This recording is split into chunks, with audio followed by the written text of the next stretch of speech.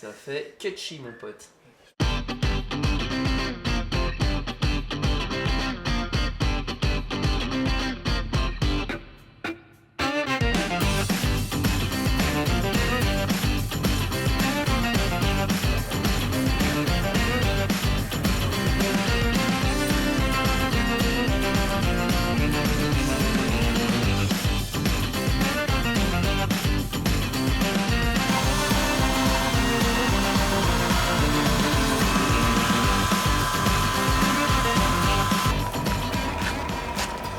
C'était combien en fin de matinée? 0,6. Alors, ce midi 1,06. Ce matin c'était 1,01. Ouais. Là c'est 1,08 et en milieu de Non, journée. c'était 1,03. Oui, en milieu de journée c'était 1,03 et là c'est 1,02. Ah, donc c'est meilleur. On mesure bien que le temps de décélération est plus long maintenant que ce matin et même que ce début d'après-midi. Donc on a un appareil d'estimation de la densité de l'air qui a l'air de fonctionner. Du coup on a fait des nouvelles mesures avant le premier run de François. On en a déjà fait ce matin pour les qualifs. Ça nous a montré que les mesures sont fiables, sont répétables. Du coup qu'on peut utiliser cet instrument là pour mesurer la densité de l'air. Et donc savoir si l'air est plus ou moins dense à telle heure de la journée. Donc pour choisir aussi les bons horaires pour les runs de François. Plus on avance dans la journée, moins l'air est dense et donc moins l'air viendra freiner le vélo. C'est pas un run de qualif, donc c'est un run de course, donc il va arriver beaucoup plus vite.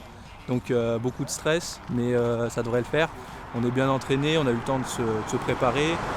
Ce matin, en freinant, il a quand même bousillé le disque de frein, hein, il était violet. On espère qu'il ne va pas nous faire ça à tous les runs, sinon ça va coûter cher en disque. Il va arriver beaucoup plus vite, donc c'est sûr qu'il y a une petite pression supplémentaire. Il n'y a pas de raison que ça se passe pas bien. Ce matin, ça a été. Il va faire ça à tous les runs, mais on espère qu'il ne va pas le faire. Niveau budget, ça nous arrangerait.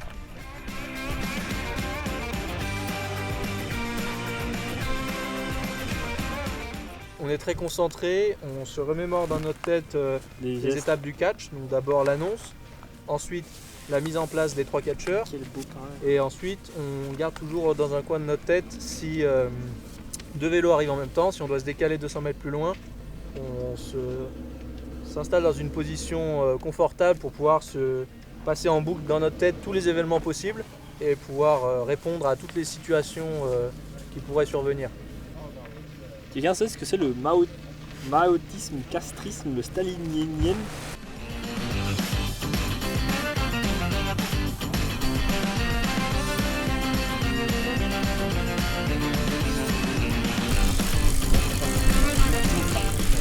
C'est toutes nos petites trouvailles sur la route du jour, notamment une belle charnière, donc je suis en train de voir que je vais peut-être pouvoir récupérer une vis pour une pièce du vélo. Les 4 gros cailloux.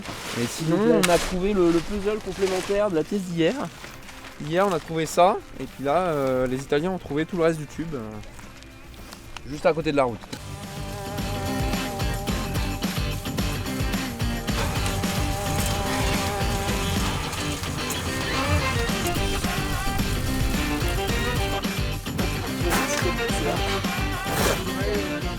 Ah merde, j'ai plus de balles. The wind doesn't look good at the moment, so they would advise not to run this. And then we see at 6 in half an hour. Okay. Yeah. Entendu.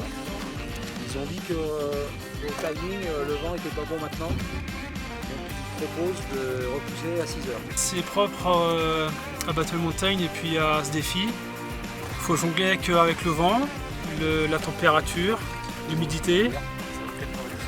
Donc là je devais partir à 17h30 et puis finalement les organisateurs nous ont dit que dans la zone chrono qui se trouve à 8 km d'ici, le vent était encore non légal. Donc ça sert à rien de partir, hein, mais c'est dommage parce qu'il fait très chaud. Et d'ici une demi-heure, on va perdre 3-4 degrés.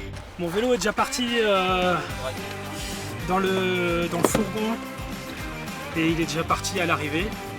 Donc là, puisqu'on vient de décaler le départ de 30 minutes, bah, j'ai plus de vélo pour rester chaud. Je vais m'adapter, il n'y a pas le choix. Donc, comme on a quand même besoin de s'entraîner, enfin François a besoin de s'entraîner, on l'a mis dans le vélo de la course et puis on le lève pour qu'il puisse s'entraîner. Méthode plan B.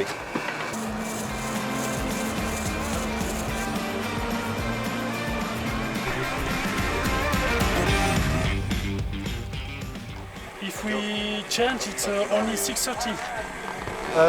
We can be a bit flexible. So if the wind drops at 6:15, we can close the road. Everybody is here. Okay. So as long as everybody agrees on it, but I think everybody will, then I'm not stuck to the 6:30.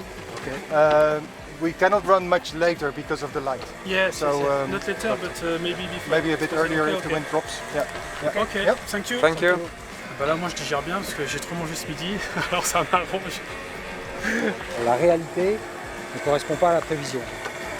Donc du coup, on peut essayer de se raccrocher à l'historique du Oui, lieu. c'est ça aussi. Et l'historique du lieu, elle dit que le vent tombe juste avant le coucher du soleil.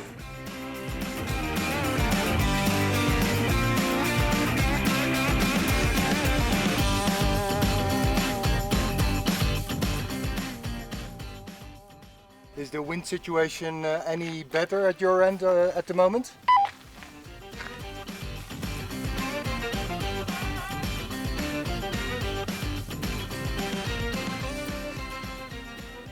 I think we have to wait. Okay, this is timing. The wind has been sort of off and on, not very consistent. We have seen legal winds, but only in small pockets.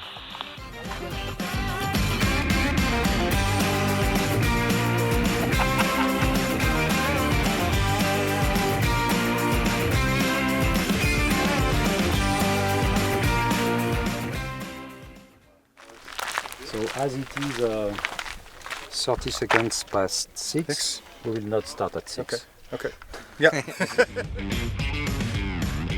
C'est quoi encore mieux? Ouais, mais avec pas de vent. Pas de vent. Et historiquement, le vent tombe en fin de... Moi je l'ai vu ce run, j'y étais, c'était en 2016. C'était le dernier vélo de la dernière série. Le soleil était presque couché. Quand ils sont arrivés au catch, le soleil était couché, quoi. Okay. Dernière série. Premier de la dernière série. On aurait presque préféré dernier de la dernière série. Mais le vent a l'air légal. Je pense que les conditions sont pas mauvaises.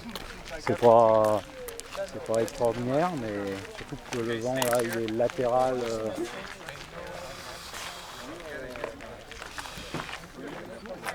C'est assez bon. C'est assez bon. C'est meilleur que ce qu'on a fait l'année dernière. Donc avec un peu de chance, on va faire un peu mieux.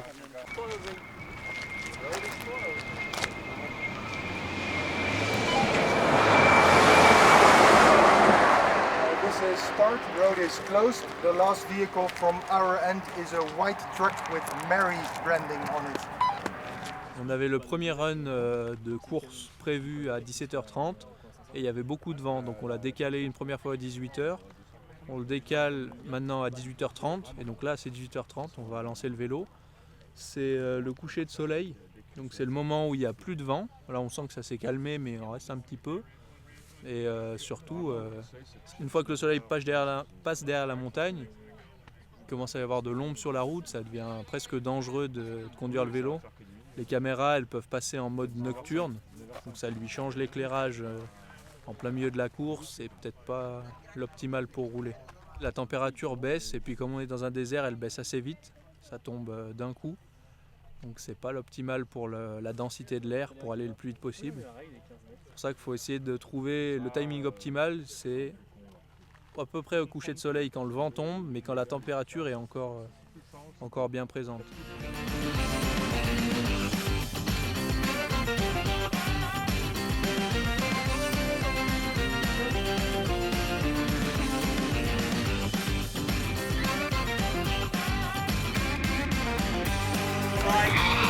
Yeah. Thank Stop. you. Control is the start when you're trying to evacuate me.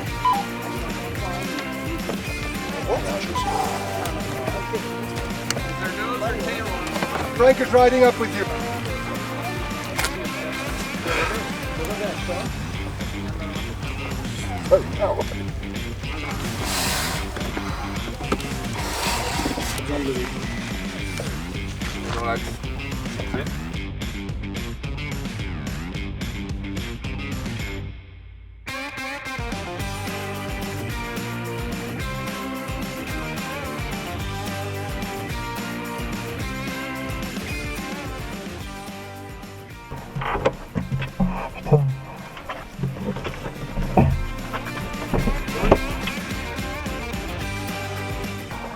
Ok.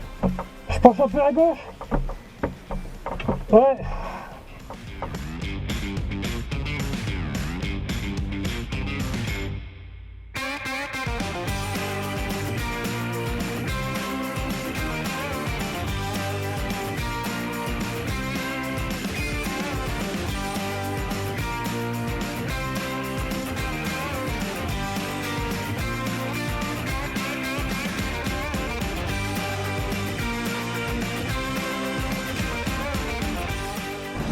Ben, petite difficulté de start. Le vélo partait sur la gauche fort. On a eu le scénario d'entraînement une fois. Mais il y a une voiture qui arrive là. Oh putain, c'est quoi ce délire? Il y a une voiture qui arrive. Mets-toi à droite François.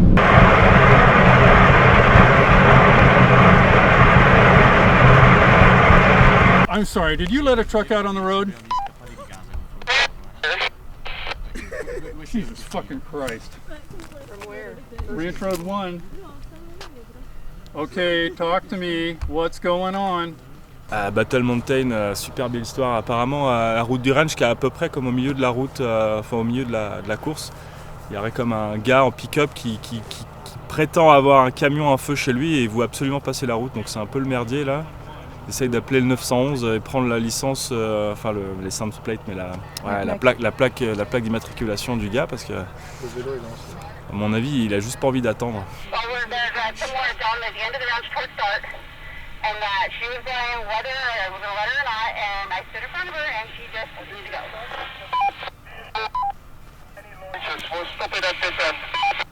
Altaïr est parti, donc c'est pas le temps de faire de la merde sur la route là.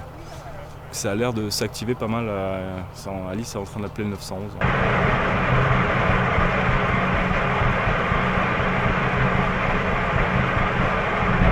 Ok, c'est bon, tu l'as passé. Putain. This is Chase Radio Joyce. There is a pickup on the front.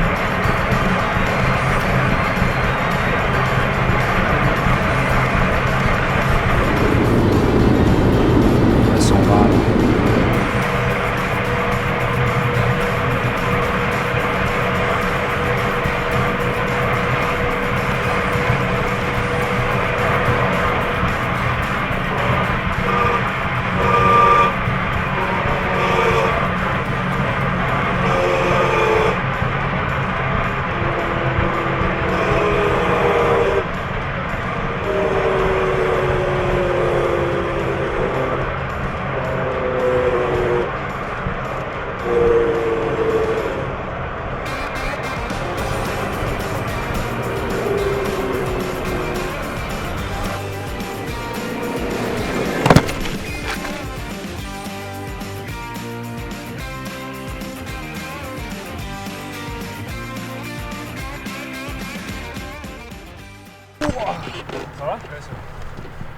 Brutal. Mais ça... ta tête elle est passée à ça du mètre mal. caméra. T'as attrapé, c'est ça qui compte. 4. Il est passé à ça du mat caméra avec sa tête. Ouais. J'ai croisé une voiture quand même. Ouais, il a fait mal quand même. J'ai entendu que tu parlais, mais j'avais déjà vu la voiture depuis longtemps en fait. Je voyais une masse à gauche, je dis ça c'est pas centré, c'est pas la route. Je dis il y a un truc.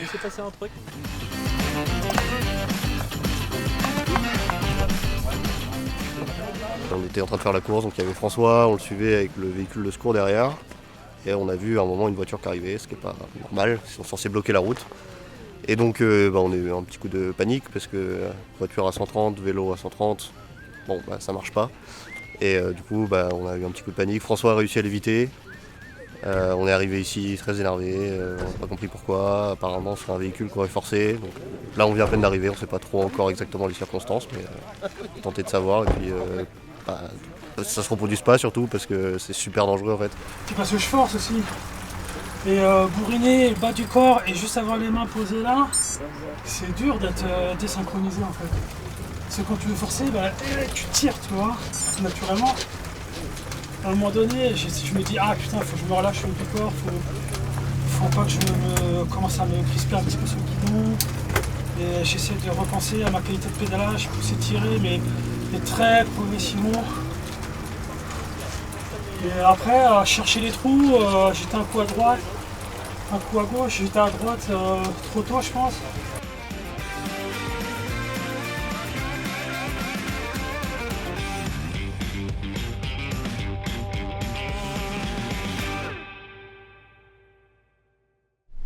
Before we decide if we ride again or not, we want to know what you are going to do to avoid that happens again. We're going to pull a car across. That's what we want to know before deciding. Because I don't want to bring dead people back to France. We are going to block a vehicle so that they can't come off that ranch road at all. All right, thank you very much, and we will see you all out there tomorrow. En fait, ce pick-up, il n'a rien à faire là. Il provient d'un des ranchs. Il y a 2 ranchs qui ont leur chemin d'accès qui rejoignent la route de la course. Et normalement, les organisateurs doivent arrêter d'éventuelles voitures qui viendraient de chez ces ranchs. Il se trouve que la personne qui conduisait cette voiture a décidé qu'on n'avait pas à l'arrêter sur sa propre route et elle s'est engagée sur la route en mettant en danger la vie des pilotes qui étaient à ce moment-là. Donc il y avait François et puis derrière il y a eu 2 autres pilotes. Voilà. Donc on a dit aux organisateurs que s'ils ne modifiaient pas leur protocole pour garantir qu'il n'y ait pas de présence de véhicules sur la route, on ne roulait plus.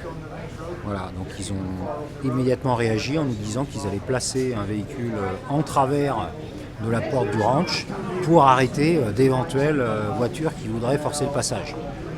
C'est une mesure qui a l'air d'être suffisante, mais on prendra la peine de vérifier qu'elle a été appliquée avant de rouler à nouveau.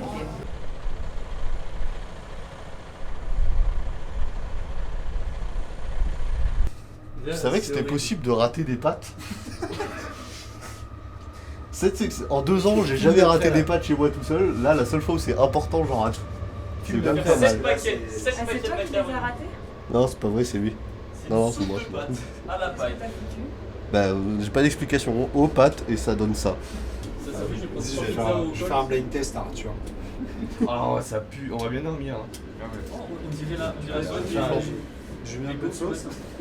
C'est pas parce qu'on est en Amérique que les pâtes, ça se fait différemment. C'est pareil qu'en France. De l'eau, du sel, tu cuis. Ce qui me bute, c'est que je cuisine tout seul depuis 2 ans, j'ai jamais eu de soucis. Regarde Genre ça, là. une fois là. Toutes les pâtes ont fusionné et ça fait une seule pâte uniforme. L'eau, c'est pas de l'eau, c'est du gel. C'est chaud. Oui, c'est chaud. Ça fait de la purée. Après, on peut dire que c'était de la purée et dans ce cas-là, c'est réussi. Bien joué, Victor. Tu as découvert une nouvelle forme de vie. Il y a un léger goût de cramé, d'amidon et... Ah ouais, dégueulasse quoi. Tu sens qu'il y a un chef cuistot derrière ce On dit plat. que les mauvaises pâtes c'est de la colle à la fiche, mais là on y est. Ah ouais, là je sais pas comment il est arrivé à ça. En plus moi je commençais à avoir faim, je me dis tiens, on va manger. Non mais en plus elles étaient Ça bonnes, t'a ça pas vous coupé la mangé faim. avant-hier. Mais après, Après c'est un expert de la Dremel, il faut le laisser à la Dremel et pas à la cuisine. Tout va bien. Parce qu'au final, c'est des pâtes, c'est juste un peu. C'est la forme quoi.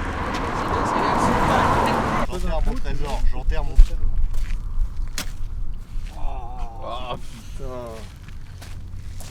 putain. Ah putain, c'est dégueulasse. Non, ça c'est la terre.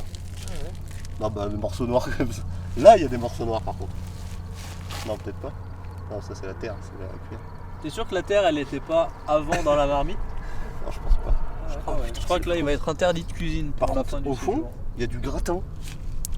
Ça c'est pas mal, s'il y en a qui en veulent.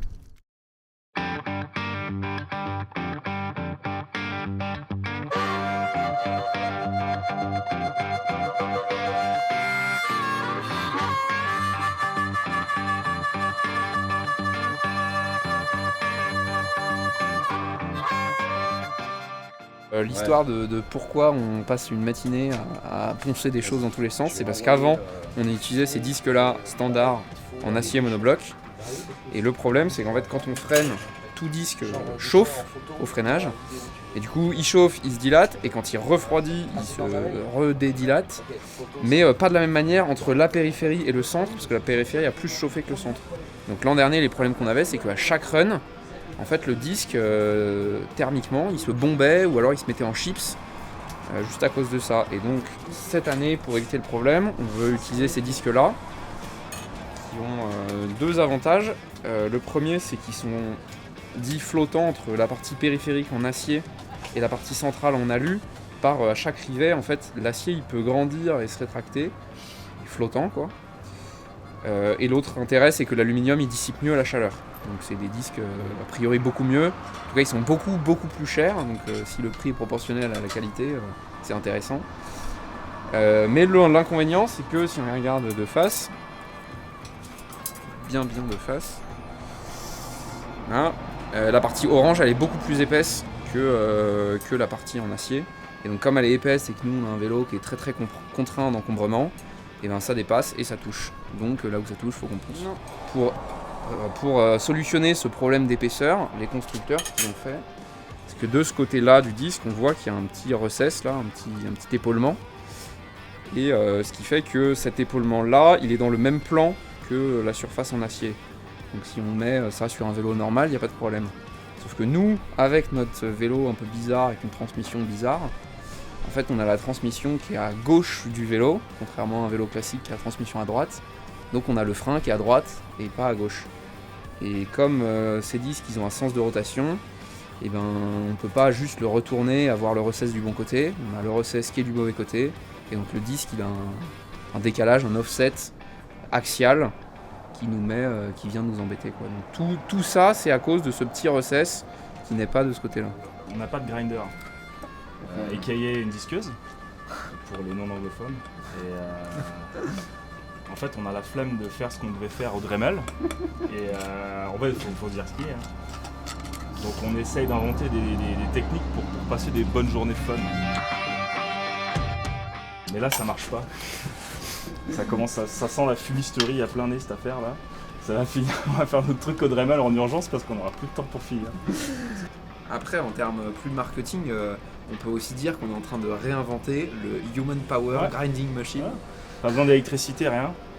Nickel, écolo, tout ça, bien sustainable. Du carbone, de la sustainable, World Human Power. Bah ouais, parce qu'ils ont fait un aller-retour au magasin avec une voiture au pétrole pour aller chercher du papier de verre qu'on n'avait pas. Ouais. Et qu'on a découpé et dont les chutes vont nous servir à rien.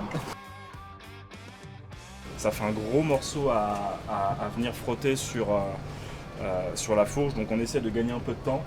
Je dis bien on essaie de gagner un peu de temps et on a fait comme un disque un peu équivalent à la taille du centre. Là, le disque qu'on a fait à peu près la taille du disque orange au milieu, un peu plus gros. Et l'idée c'est qu'on va tourner la roue avec la main et ça va venir poncer tout ce qui est sur le chemin, quoi. Parce qu'en fait, en faisant au Dremel, on ponce des trucs et on n'est pas sûr que ce soit qui touche, donc on ponce des choses qu'il fallait pas poncer ou qu'on ponce pas aux beaux endroits. La Human Power Grinding Machine. Plus le jeu. Il y a des petites rondelles dessus. On a des rondelles. C'est comme Ilona qui pédale avec du papier de verre sur ses chaussures. Voilà. Oh, c'est vrai ça. Ouais. On avait fait un réglage des hauteurs de pédalier, enfin des réglages plutôt. Et du coup, à l'échauffement, au start, une pédale, ça touche. Alors on n'allait pas sortir toute la mécanique, tout ça. Voilà, donc on lui a dit donne-nous tes chaussures, on a collé du papier de verre là où ça touchait, elle a pédalé, voilà, on a enlevé le papier de verre, ça touchait plus. Il reste une vis à serrer, puis en tout cas ça frotte un peu. Voilà. On y croit.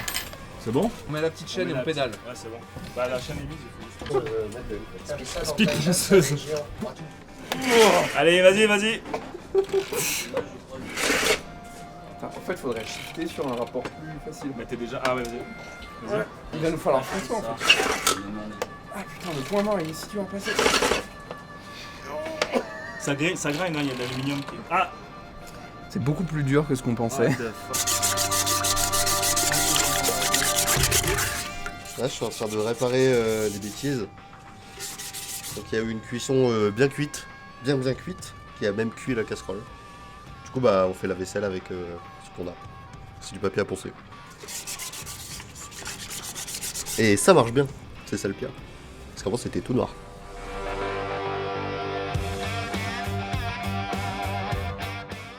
Notre truc ça ne marche pas.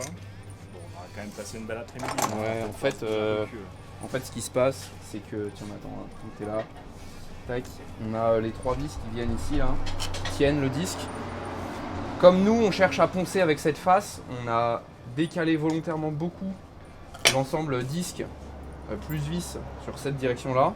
Du coup les têtes de vis elles dépassent et elles viennent toucher ici là. Donc il y avait déjà un passage pour les têtes de vis, mais comme nous on a rajouté un décalage, bah, ça touche de beaucoup.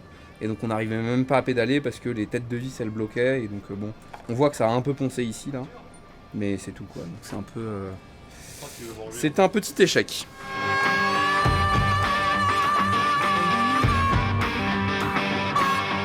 On converge vers des idées un peu plus sages et un peu moins farfelues.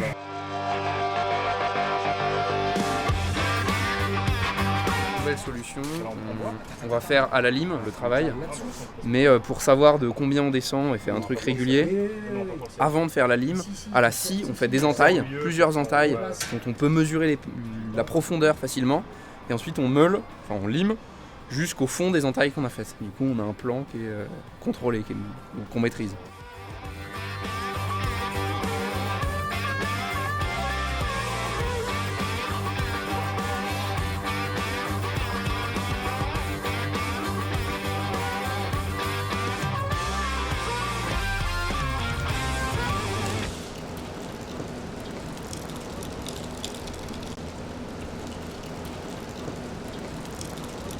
On a remonté ça à la minute.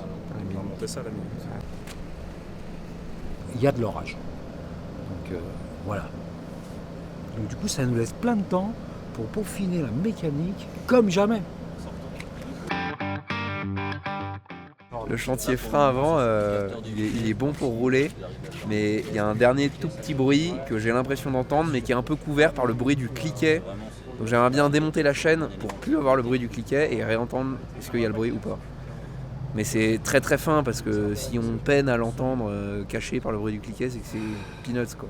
On va profiter de ne pas rouler pour faire cette manip là, mais on pouvait largement rouler en l'état. Il y a un petit coup de pression cet après-midi pour être prêt. Tout le monde s'est donné pour. C'est très très bien. Et on roule pas, c'est pas grave, on va refaire de la mécanique puisqu'on aime ça et qu'on est là pour ça.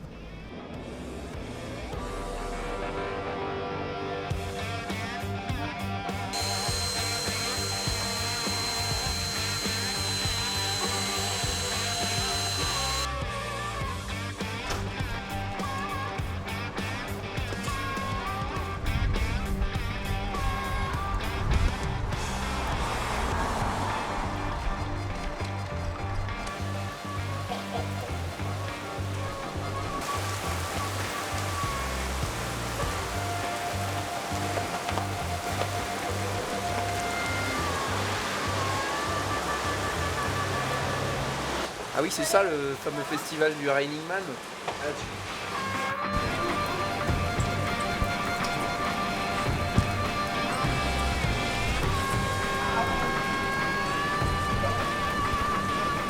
Là, on a un petit souci. On doit aller là-bas. Entre les deux, il y a un orage.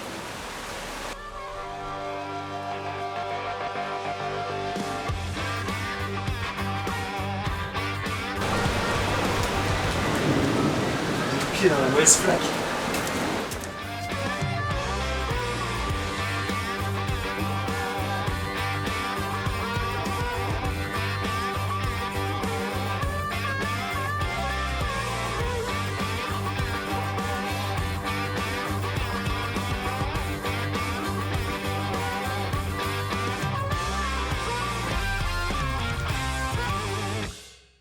On va envoyer un message à Arnold, un Messenger, Facebook, WhatsApp, machin, voilà, Twitter, TikTok, et puis X, TikTok, TikToks, X, ça existe ça?